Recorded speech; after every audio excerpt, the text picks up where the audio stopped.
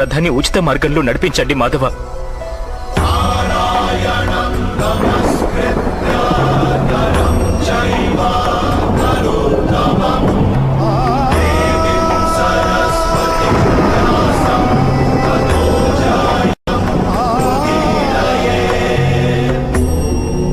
నేనేమి తెలుసుకుంటే నా దౌర్బల్యాన్ని వదిలిపెట్టగలనో చెప్పండి.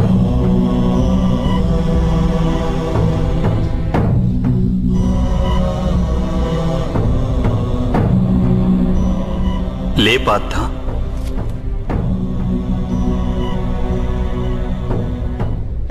శ్రద్ధగా విను. జీవిత రహస్యాన్ని తెలుసుకో. లోకం యొక్క వాస్తవిక రూపాన్ని అర్థం చేసుకో. గంగా ప్రవాహంలో పిడికిలిని ముంచి వెలికి తీసినచో నీకు ఏదీ ప్రాప్తించదు. కాని అరచేతులతో దోసిలి పట్టి గంగా ప్రవాహంలో ముంచితే ఆ గంగా జలంతో నీ జీవితం పావనమవుతుంది. పరబ్రహ్మం విభాజన చెంది పురుషుడు ప్రకృతి ఉద్భవించాయి.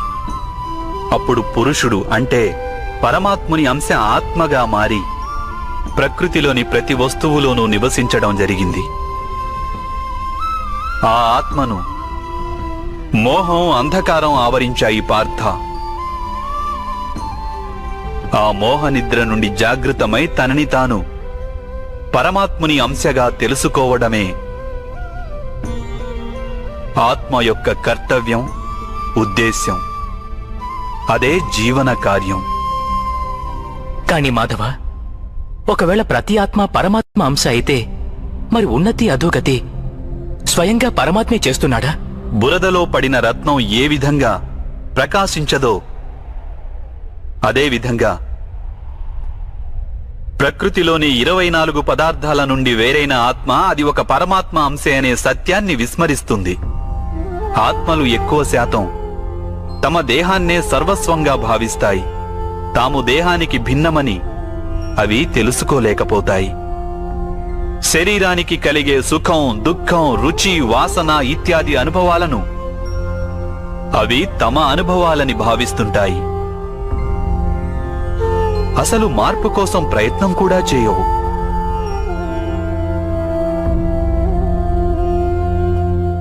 ఇలా మార్పు కోసం ప్రయత్నం కూడా చేయని ఆత్మలు నిరంతరం అధర్మం చేస్తూనే ఉంటాయి. వాటిని జాగృతం చేసేందుకు దండన విధించడం అనివార్యం.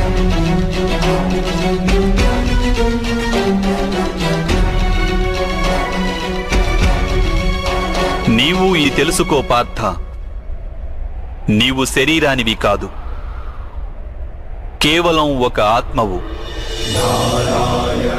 ఈ రణభూమిలో కనిపిస్తున్న ప్రతి ఒక్క యోధుడు వాస్తవానికి నీవు అనుకుంటున్నవారు కాదు. కొంతకాలం పాటు వీరందరూ ఈ శరీరాలలో వాసం చేస్తున్నవారు. వీరి శరీరాలు మరణిస్తాయి, కానీ వీరందరూ అమరులు. వీరు మళ్లీ నూతన శరీరాలను ధరిస్తారు. తాము ఆత్మస్వరూపులమని తెలుసుకునే వరకు తమ అధర్మాన్ని త్యజించి ధర్మ మార్గానికి వచ్చే వరకు వీరందరూ ఇలా జన్మిస్తుంటారు, అలాగే మరణిస్తుంటారు. ఇదే బ్రహ్మ విద్య బోధించే ప్రథమ పాఠం పార్థ. జన్మించిన వారికి మరణం అనివార్యం. అలాగే మరణించిన వారు అవశ్యం మళ్లీ జన్మిస్తారు.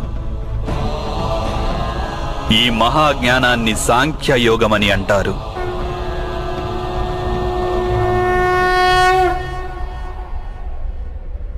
ధర్మం, అధర్మం అంటే ఏమిటి మాధవ? ఏ మార్గాన్ని అనుసరించి మనిషి తాను ఆత్మస్వరూపుడనని గుర్తిస్తాడో, పరమాత్ముని అంశగా ఉద్భవించానని తాను తెలుసుకుంటాడో ఆ మార్గాన్నే ధర్మమని అంటారు.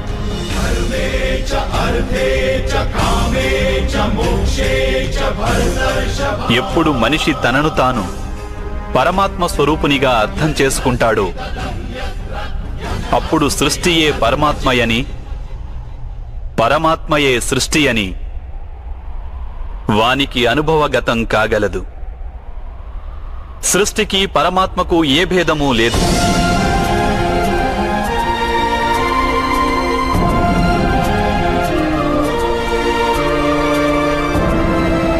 ఏ మనిషైతే ఇది తెలుసుకుంటాడో వాడు ఇతర మనుషులు ప్రాణుల పట్ల నిర్దయ కాఠిన్యం వహించడు.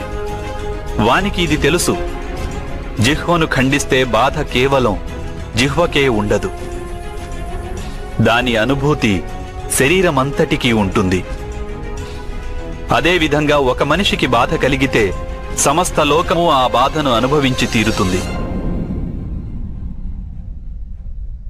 ఈ లోకంలో ఏ ఒక్క మనిషి బాధను అనుభవిస్తున్నా ఈ ప్రపంచంలో ఏ ఒక్కరూ సంపూర్ణ సుఖాన్ని అనుభవించలేరు. కరుణతో నిండిన మనస్సు ఏ కార్యమైతే చేయాలనుకుంటుందో దానినే ధర్మమంటారు. అంటే అధర్మం అనేది అజ్ఞానానికి మారుపేరా? అయితే మరి అజ్ఞానుల పట్ల దయ చూపడం అవసరం కదా? దండించడంలో అర్థం ఏమిటి?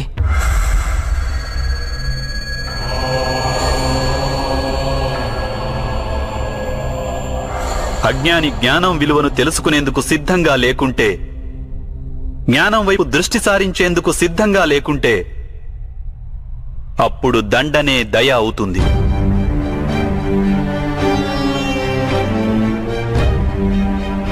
వాని పట్లనే కాదు, ఇతరుల పట్ల కూడా అవుతుంది.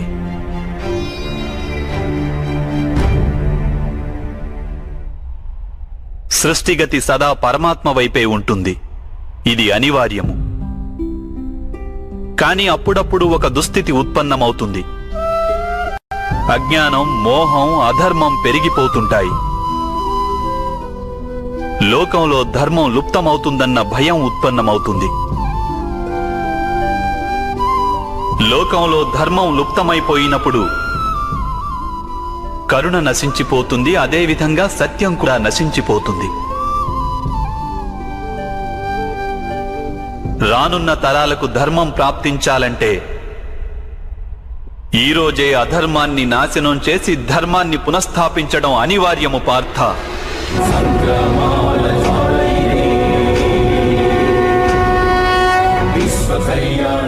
ఈ పరిస్థితి అటువంటిదే పార్థ. ఇక ధర్మ సంస్థాపన చేసే కర్తవ్యం కేవలం నీదే. కనుక దౌర్బల్యాన్ని త్యజించు. ఇకనైనా యుద్ధం చేసేందుకు సిద్ధంగా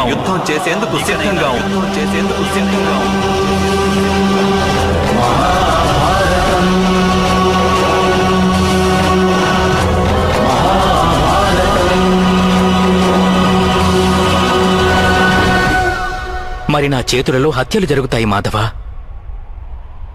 నా కారణంగా ఇంకొకరి ప్రాణాలు పోతే నాలో ఉన్న కరుణ నశించినట్లు కాదా మాధవ?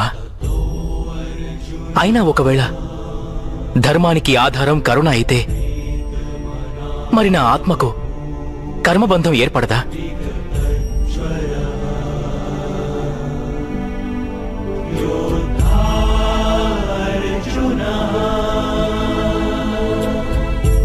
కర్మబంధం అనేది అవశ్యం ఏర్పడుతుంది, కానీ కార్యబంధం ఏర్పడే అవకాశం లేదు పార్థ. నీవు కర్మకు కార్యానికి మధ్య ఉన్న భేదమేమిటో తెలుసుకోవడం అవసరం. అన్ని కర్మలు కార్యాలే, కాని అన్ని కార్యాలు కర్మలు కావు.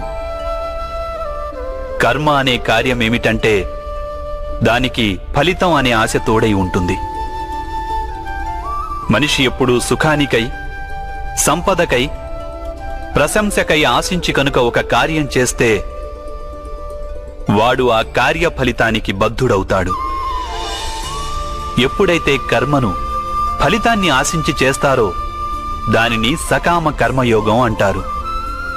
ఎప్పుడైతే కర్మను ఫలితాన్ని ఆశించకుండా చేస్తారో దానిని నిష్కామ కర్మయోగం అంటారు. ఈ కారణంగానే మనిషి మళ్లీ మళ్లీ జన్మించవలసి వస్తుంది. వాస్తవానికి మనిషిని ఏ కర్మ బంధించదు.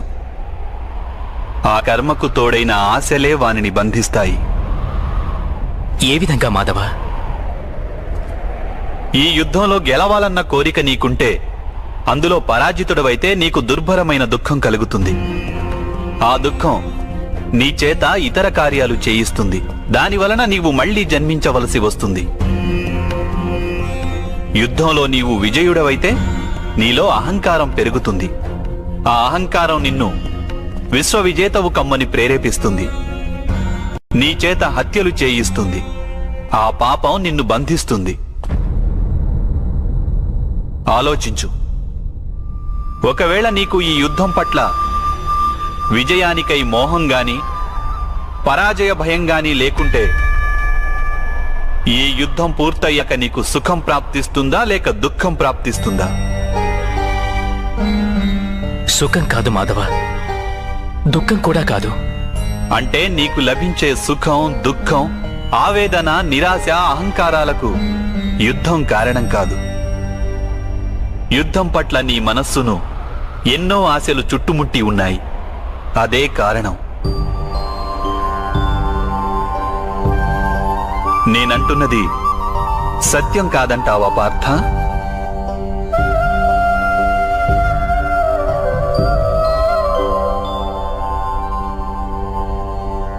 సుఖ దుఃఖే సమే కృత్వా లాభాలాభౌ జయాజయౌ తతో యుద్ధాయ యుజ్యస్వ నైవం పాప మవాప్స్యసి.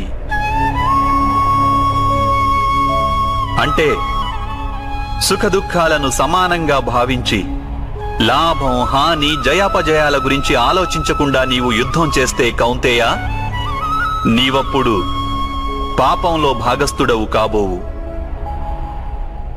దీనినే కర్మయోగం అంటారు. కాని మాధవ, ఒకవేళ కార్యబంధం నిశ్చితమైతే లౌకిక జీవితాన్ని విడిచి సన్యాసం తీసుకోవడం ఉచితం కాదా? ఈ ఆలోచన పర్యవసానంగానే ఈ రోజున యుద్ధం జరుగుతోంది పార్థ.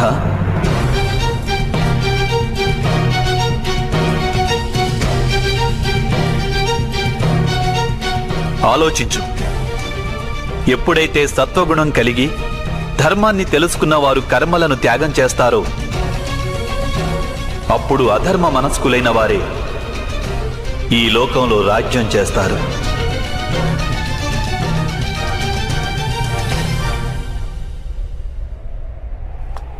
ఒకవేళ మహితాత్ములు లౌకిక జీవితాన్ని త్యజించి ఉండకుంటే ఈరోజు అధర్మం ఇంతగా పెరిగేది కాదు.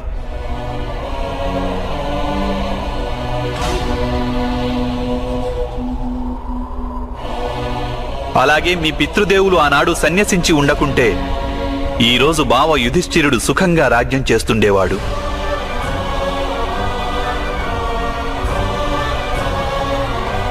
అలాగే తన ప్రజలకు న్యాయం, ధర్మం గురించిన జ్ఞానాన్ని అందించేవాడు.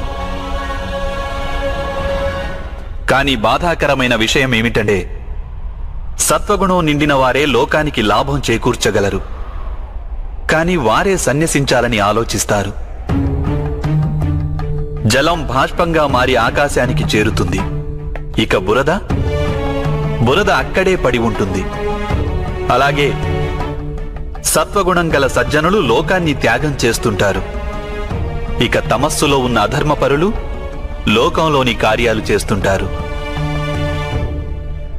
ఈ కారణంగానే లోకంలో పాపం, అధర్మం పెరుగుతుంటాయి.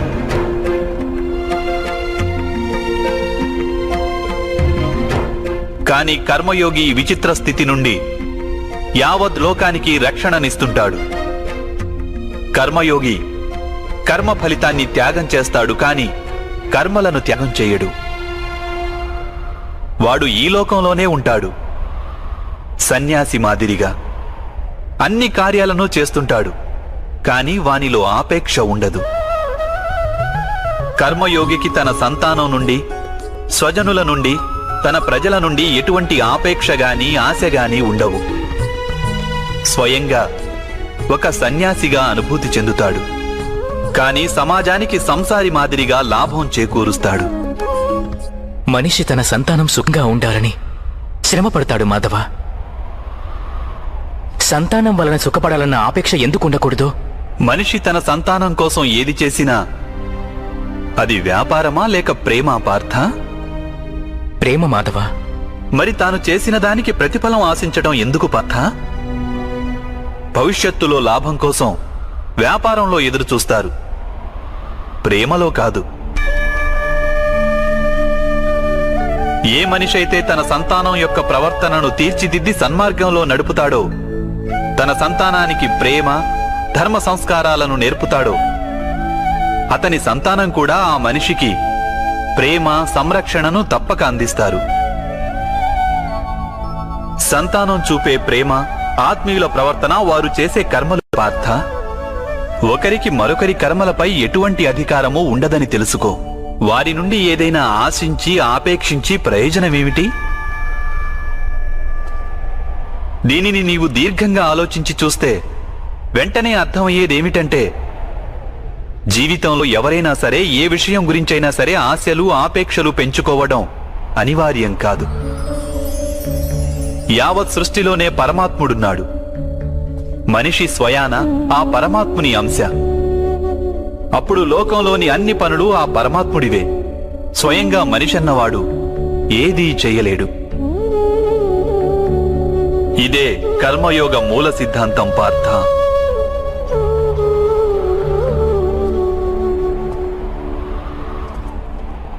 ఇప్పుడు నీవు కూడా కర్మయోగిగా మారి ఈ యుద్ధం చెయ్యక తప్పదు పార్థ.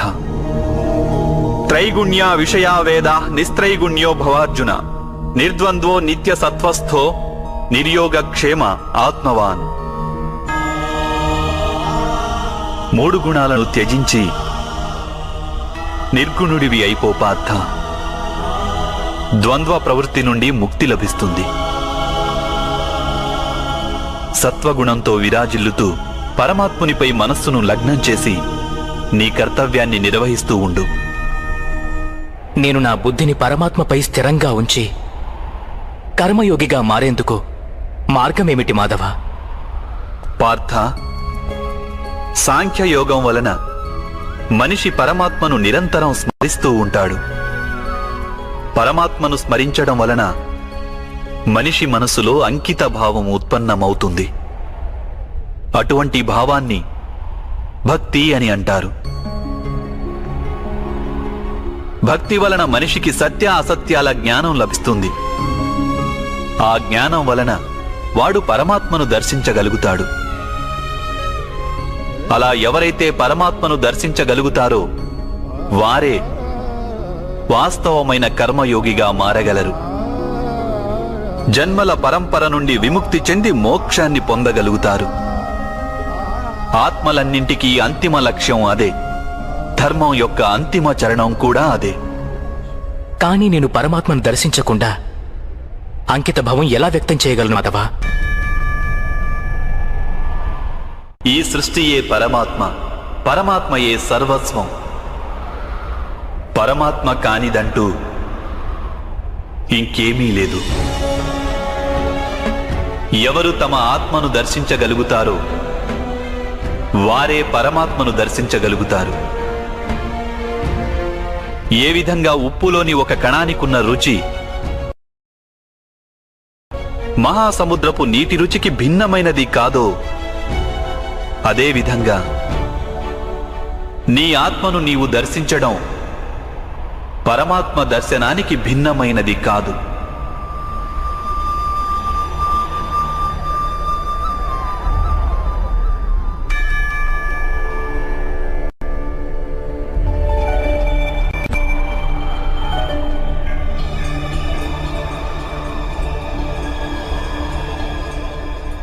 అంటే మాధవ, మీరేనా పరమాత్మ?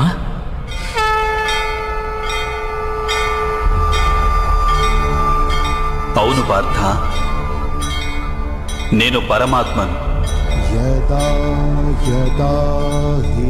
నీవు కూడా పరమాత్మవే పార్థ. కానీ నీవు ఇప్పటికీ జాగృతం కాలేదు. నేను ఈ రహస్యాన్ని తెలుసుకున్నాను.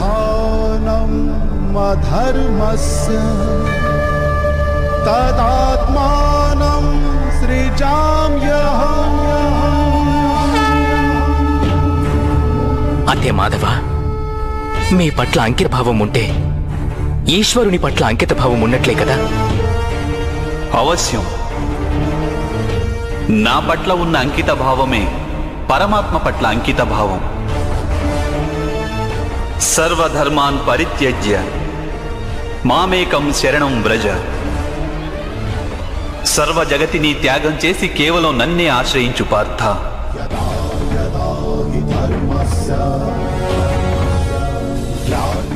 ఈ సకల లోకాన్ని నేనే.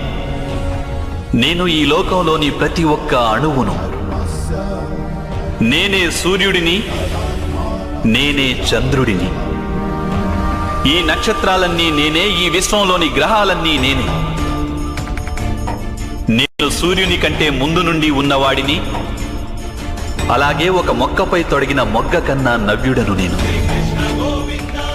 ఈ మానవులందరూ నేనే.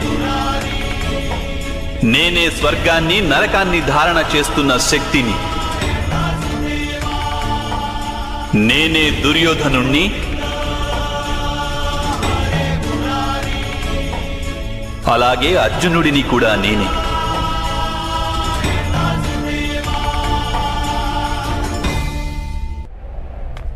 అది ఎలా సంభవం మాధవ?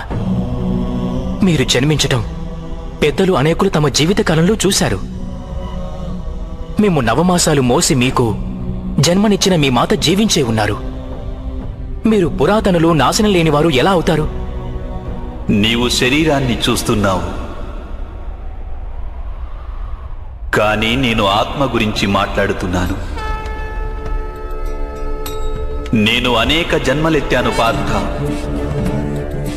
నేను అనేక అవతారాలను ధరించాను. ఎన్నో శరీరాలతో జన్మించాను నేను. అలాగే ఈ మట్టిలో కలిసిపోయాను.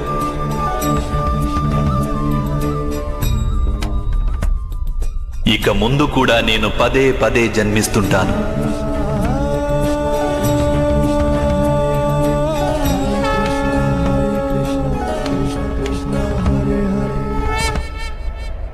యదా యదా హి ధర్మస్య గ్లానిర్భవతి భారతః అభ్యుత్థానమధర్మస్య తదాత్మానం సృజామ్యం. పరిత్రాణాయ సాధూనాం వినాశాయ చ దుష్కృతాం ధర్మ సంస్థాపనార్థాయ సంభవామి యుగే యుగే.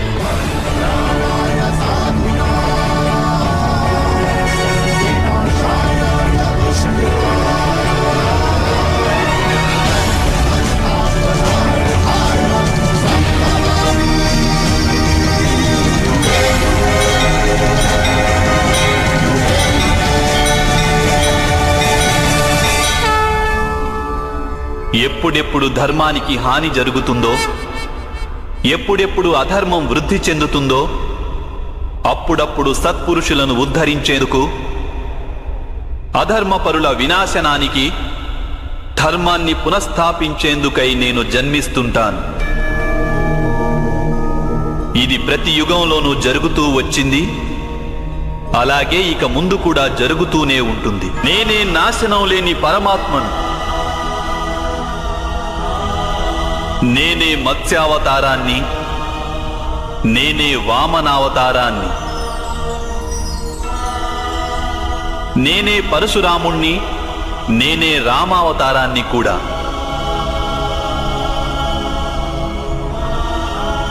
నేనే బ్రహ్మ విష్ణు మహేశ్వరులను, నేనే సరస్వతి లక్ష్మి పార్వతిని కూడా.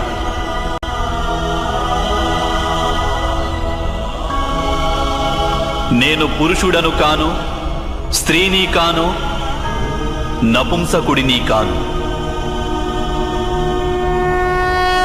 నేను శరీరాన్ని కాను, శరీర అవయవాలను కాను.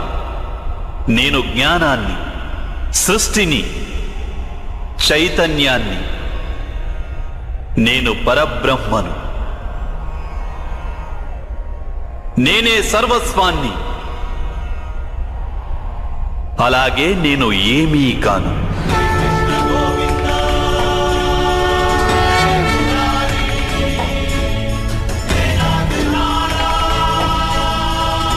ఈ విధంగా ప్రతి యుగంలోనూ జరిగింది.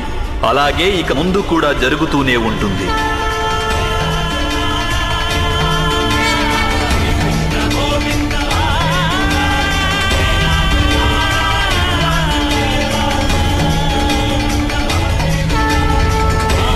ఎప్పుడు నీవు ఆత్మజ్ఞానాన్ని పొందుతావో పార్థ,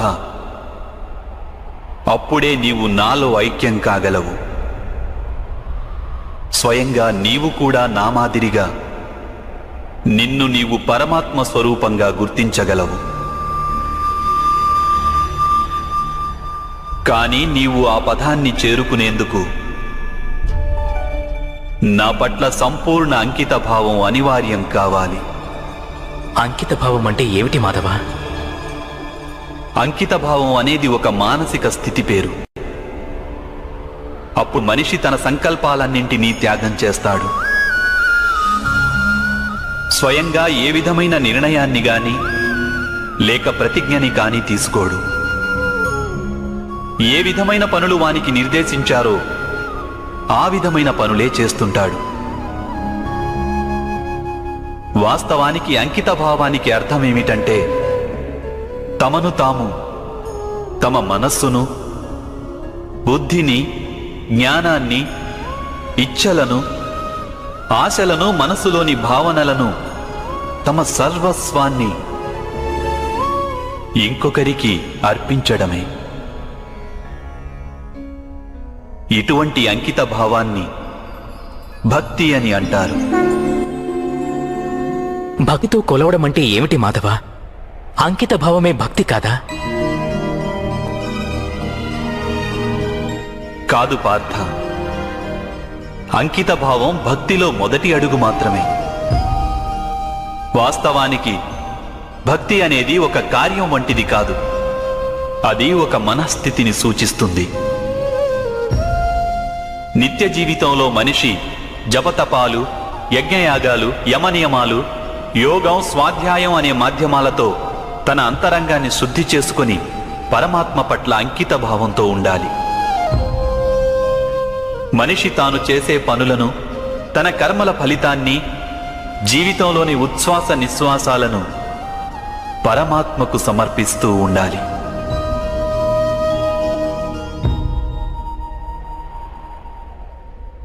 భక్తి కేవలం మనస్థితి అయితే జపాలు, తపాలు ఇత్యాదుల అవసరమేమిటి మాధవ? ఈరోజు శుభ్రం చేసిన పాత్ర ఎలా మళ్లీ మలినమవుతుందో అదేవిధంగా మనిషి మనస్సు పదే పదే పరమాత్మకు విముఖమైపోతుంటుంది. అందుకే అవి అవసరం. ఈ జపతపాలు, స్వాధ్యాయం ఇత్యాదుల మాధ్యమం ద్వారా మనిషి నిరంతరం తన జీవితాన్ని ఆ పరమాత్మకే అంకితం చేశానని గుర్తు చేసుకుంటాడు. ఏ ఒడ్డున మునక వేయాలన్నది ఇక్కడ ముఖ్యం కాదు. ఇక్కడ ముఖ్యమైనది మునక వేయడం. భక్తియోగ సారం ఒక్కటే పార్థ. మనిషి పరమాత్మకు తన జీవితాన్ని అర్పణ చేసి పరమాత్మను భక్తితో కొలుస్తుండాలి. అలాగే సత్వగుణమనే సంపదను పదిలంగా దాచుకోవాలి. సత్వగుణ సంపద అని దేనిని అంటారు మాధవ? అహింస, సత్యం, క్రోధస్త్యాగ, శాంతి, పైశునం, దయా, భూతేష్వలోలత్వ, మార్ధవం, హ్రీరచాపలం, తేజ, క్షమాధృతి, అనిత భవంతి సంపదం దైవీం అభిజాతస్య భారత.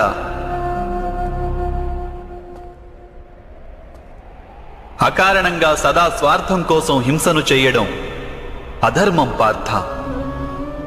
వాస్తవానికి అహింసయే పరమధర్మము.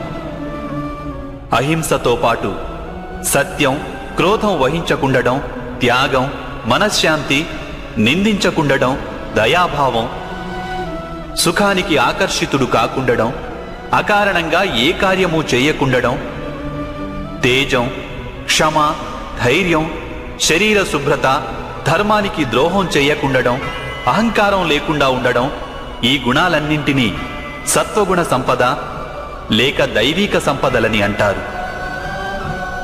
వీటి వలననే మనిషి పరమాత్మను అంటే నన్ను భక్తితో కొలుస్తాడు, తన జీవిత కర్తవ్యాన్ని నిర్వహిస్తాడు, ధర్మ సంస్థాపన చేయగలడు, అలాగే కర్మఫలానికై ఆశను త్యాగం చేసి జీవిస్తాడు. వానికి నేను నిస్సందేహంగా ఈ జన్మలో ఆనందాన్ని అందిస్తాను, మరణించిన పిమ్మట వానిని నాలో ఐక్యం చేసుకుంటాను.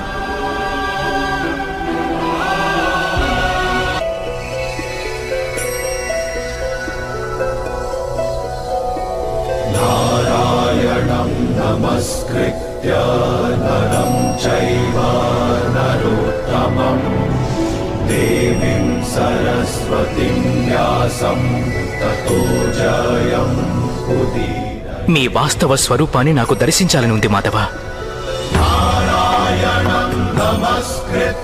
తమరి శక్తి, ప్రజ్ఞానం, తేజం, ఐశ్వర్యంతో కూడిన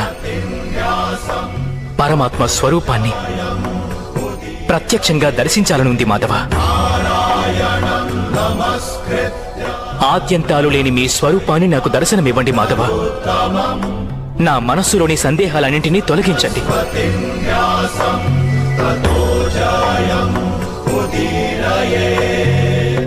మీ దర్శనమివ్వండి మాధవ.